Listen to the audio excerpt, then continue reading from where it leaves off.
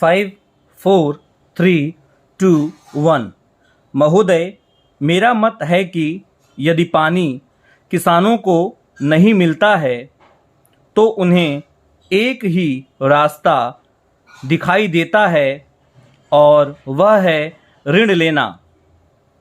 पिछले कई सालों में जहां खेती के उत्पादन की बिक्री में 2% बढ़ोतरी हुई है, वहीं इनपुट कॉस्ट में चाहे बिजली, डीजल, पेट्रोल, सिंचाई या ऋण के दरों की हो, उसके उत्पादन लागत में 38% की बढ़ोतरी हुई है। उत्पादन का खर्च आज सपोर्ट प्राइस से कम है। आज जहां लागत व्यय में 4% की वृद्धि हो रही है, वहीं आय में 1.5% की वृद्धि हुई है और किसानों का ज़्यादा ऋण लेना उनकी मजबूरी हो चुकी है। देश में आज भी 85% किसान सीमांतक किसान हैं। उन्हें कोई ऋण नहीं देता है, वे बाजार तक नहीं पहुंच पाते हैं और जब बाजार पहुंचते हैं तो वहां बैठे दलाल और मुनाफाखोर सक्रिय हो जाते हैं और वास्तविक मूल्य किसान को कभी नहीं मिल पाता है। इसलिए आज स्थिति यह है कि जहां किसानों की अपनी जमीन भी है, वहां भी वे आज बंधुआ मजदूरों की तरह काम कर रहे हैं। आज की स्थिति के उपाय क्या हैं? मुझे बड़ी खुशी है कि हमारी सरकार ने इस संबंध में कई ऐतिहासिक कदम उठाए हैं जो किसानों की हालत को वास्तविक तौर पर विकास और प्रगति की तरफ ले जाएंगे। हमारी नीति और नीयत में कोई अंतर नहीं है। फसल बीमा की एक नई योजना निकली। सबसे ज़्यादा आलोचना की जाती थी कि उपभोक्ता को यदि गाड़ी खरीदनी है तो उसको 8% पर ऋण मिल जाता है और उद्योगपति को 10% पर ऋण मिल जाता है, लेकिन कृषक को 15% पर ऋण मिलता है। मुझे खुशी है कि हमारी सरकार ने उसे ठीक किया है। आज जो किसान 3 लाख रुपए से कम ऋण लेता है, उसे 7% की दर पर ऋण मिल जाता है। 2500 करोड़ रुपए की सब्सिडी राशि इस योजना के लिए घोषित की गई है। उपाध्यक्ष महोदय, मैं एक और उदाहरण देना चाहता हूँ। मेरे पास अखिल भारतीय कपास उत्पादक किसान कमेटी का एक पत्र है।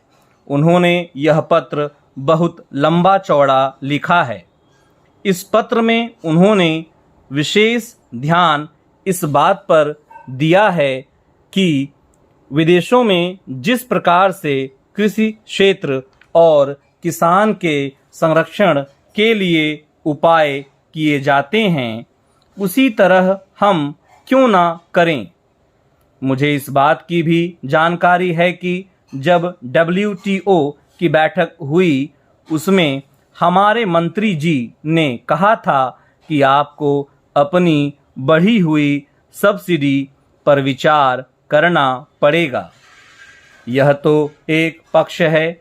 मैं समझता हूँ कि हमारे मंत्री जी ने अच्छा किया जो ऐसा कहा, लेकिन इसका दूसरा पक्ष भी है कि अगर किसान इसी तरह से मरता रहा और दूसरा कोई उपाय उसे बचाने के लिए नहीं किया गया तो स्थिति कहाँ पहुँचेगी, क्या हम इस दिशा में सोच नहीं सकते?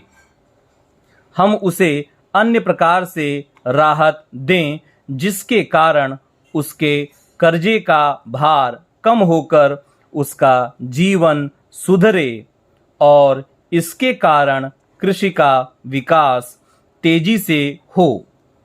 हमने इस पर कभी विचार नहीं किया। इस दिशा में भी आज विचार करना आवश्यक है। जैसा अभी मेरे पूर्व वक्ता बोले, मैं भी उसे दोहराता हूँ कि समर्थन मूल्य 10 रुपये बढ़ा दो, लेकिन समर्थन मूल्य निर्धारित करने का कोई तरीका है या नहीं। एक बार मैंने सुना था कि सरकार ने यह तय किया था कि समर्थन मूल्य के निर्धारण में किसानों का भी सहयोग लिया जाएगा। शायद पंजाब के एक किसान को 1 वर्ष के लिए उसमें रखा गया, लेकिन उन्होंने जो विचार वहाँ प्रकट किए, उसके बाद दूसरे साल किसानों के प्रतिनिधि को हटा दिया गया। हमारी मांग यह है कि कृषि मूल्य के निर्धारण में एक बड़ा किसान, एक मध्यम किसान और एक छोटा किसान, इन तीनों के प्रतिनिधियों को रखा जाना चाहिए। वे अपने विचार रखें और उन विचारों को स्वीकार करके उसमें से जो अच्छा हल निकाला जा सकता है वह निकालना चाहिए। लेकिन इस दिशा में भी कोई कदम नहीं उठाया गया है। महोदय, क्या हम इंतजार करते रहें कि जब तक हमको न्यायालय की फटकार न मिले तब तक हम कोई कदम नहीं उठाएंगे? मंत्री जी, इस सरकार ने विगत 2 वर्षों में इस मामले में एक कीर्तिमान बनाया है। सरकार तब तक कोई कदम नहीं उठाती है जब तक न्यायालय की ओर से कोई फटकार या डंडा न आए। अभी 2 दिन पहले सर्वोच्च न्यायालय ने निर्देश दिया है कि सरकार इस बात की जांच कराकर न्यायालय को बताए कि किसानों की आत्महत्याएं क्यों हुई हैं।